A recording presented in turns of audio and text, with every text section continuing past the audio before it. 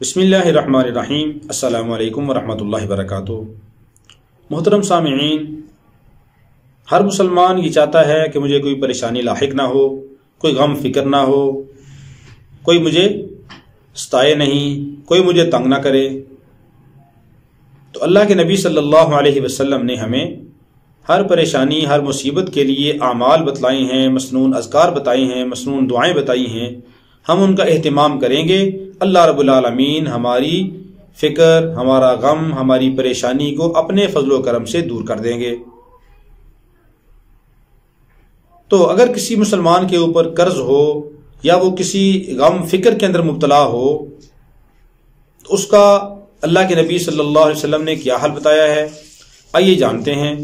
حضرت ابو سعید خدری رضی اللہ تعالی عنہ صحابی رسول ہیں، فرماتے ہیں رسول پاک صلی اللہ علیہ وسلم مسجد میں تشریف لائے تو آپ صلی اللہ علیہ وسلم نے دیکھا ایک صحابی ابو امامہ رضی اللہ تعالی عنہ قبیلہ انصار کے مسجد میں بیٹھے ہوئے ہیں اور کچھ پریشان دکھائی دے رہے ہیں۔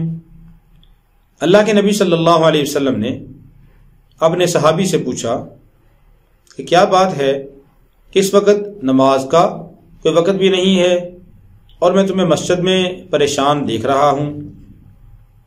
ابو امامہ رضی اللہ تعالی عنہ نے عرض کیا، یا رسول اللہ صلی اللہ علیہ وسلم، قرض کی فکر ہے اور بہت زیادہ غم پریشانی ہے۔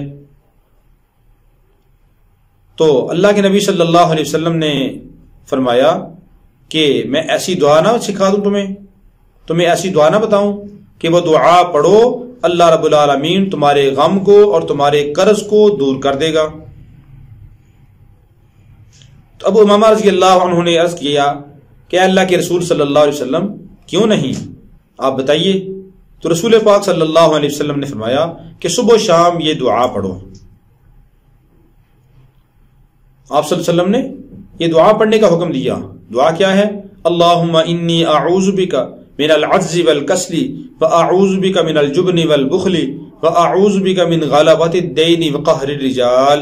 چھوٹی سی دعا ہے، تو صبح و شام آدمی اس دعا کو پڑھ لے، اللہ رب العالمین ہر طرح کے غم کو اور جتنا بھی قرضہ ہو اللہ رب العالمین اپنے فضل و کرم سے اس کی ادائیگی کی صورتیں پیدا فرما دیں گے، اور جتنے غم فکر ہیں اللہ رب العالمین ان کو بھی دور کر دیں گے۔